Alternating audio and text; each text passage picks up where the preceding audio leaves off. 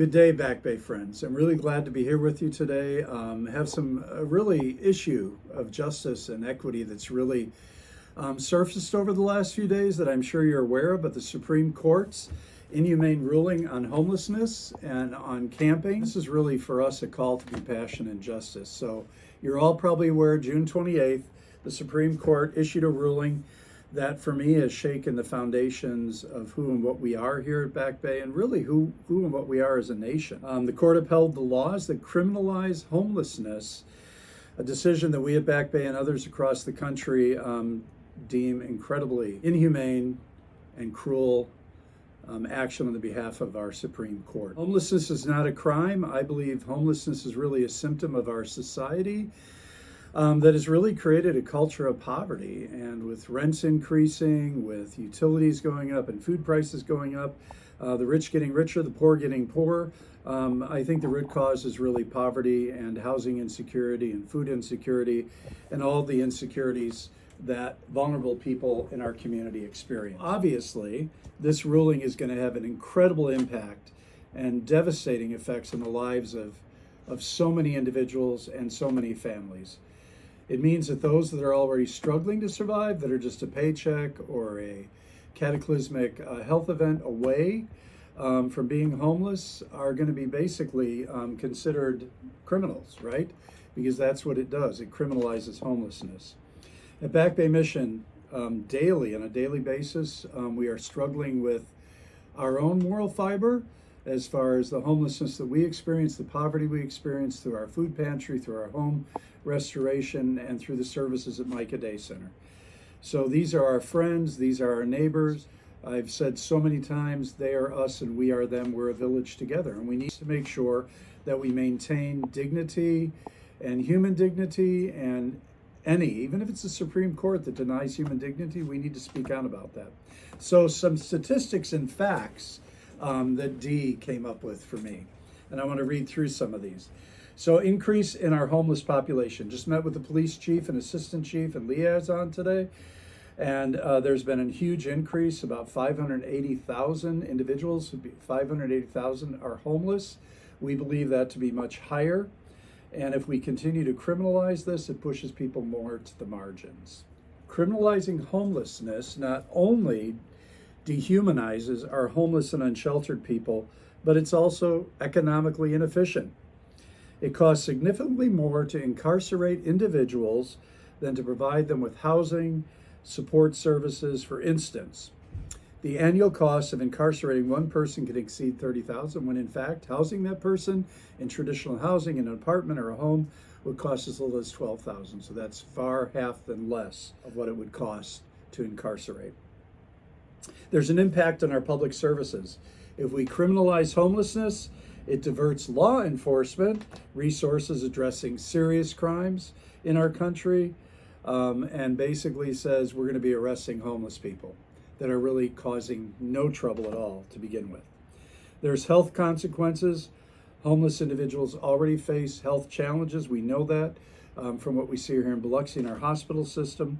But criminalization pushes these issues by increasing stress, limiting access to health care, and exposing these individuals to the harsh conditions of jails and prisons.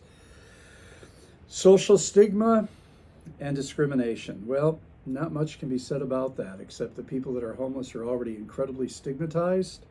They're isolated.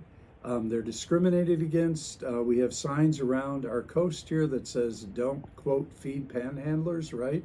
And it just criminalizes and stigmatizes these people further. So, a call to action. We have to respond to this ruling, and I've already written a number of letters to the powers that be. You sometimes wonder if the powers that be are actually listening or really care, but we really can't stand by idly while we watch our government criminalize poverty and criminalize homelessness. Now, I must admit, Chief Miller and Assistant Chief Debach were really amazing today. They are compassionate individuals. They realize this is wrong. They don't want to criminalize homelessness in our community. They don't want to criminalize poverty, but they also see the writing on the wall because a lot of people in the community are calling for this. So part of it is, as we advocate for change, You need to contact your legislators, local, state, government, go all the way up to the Supreme Court, right? Let them know how you feel about this and let your voice be heard. Support the mission, because down here we're doing what we can to make a difference and to decriminalize homelessness. Raise awareness. Talk to your constituents, talk to your family, to folks in your churches, in your schools, in your communities, in your neighborhood, and talk about really changing the narrative from we have a problem with homelessness to we have a problem with poverty in this country. So what is the moral imperative? As a pastor of the United Church of Christ, we are guarded and guided by the teachings of Jesus. And Jesus, if nothing else, than an amazing orator, an amazing individual who himself was homeless and really relied on the goodness of friends, of people that supported him. He basically spent time with the people that were in the margins, the outcasts, the lepers, the woman at the well who was probably considered a prostitute. Those are the people he stuck his neck out with, and those are the people he walked along with. So the Supreme Court, although I believe everybody in the Supreme Court would probably consider themselves Christian, are not living by Christian values and by Jesus's values. And so we need to reaffirm our commitment to the life of Jesus and to the principles of equity and justice. And literally every Abrahamic religion, Islamic, Jewish, Christian, we all believe in justice, and we all proclaim that we have to take care of those who are living in poverty, those who don't have food, those who don't have water. That's our charge, is to take care of the vulnerable. And how we've gotten far away from that, I have no clue. So, in conclusion, let us remember the words of Martin Luther King, who said, "Injustice anywhere is a threat to justice everywhere." And so the criminalization of our brothers and sisters and families who are homeless is definitely injustice. And it's a threat to justice. It's a threat to our community. It's a threat to us. It's a threat to our culture, and to who and what we are as America. The last thing I'd like to share is that there is a Statue of Liberty that for many, many years has been in Staten Harbor, and it accepts and has received people from European nations mostly. And it says, "Give me your poor, your tired, those in poverty. Let them come to our shores and find peace." The strange thing is, this was a Puerto Rican Jewish woman who actually made that statement, who was a woman at that time, Puerto Rican, that would not be received into citizenship here. So I think there's some real profundity there, right? That we have to take care of these people.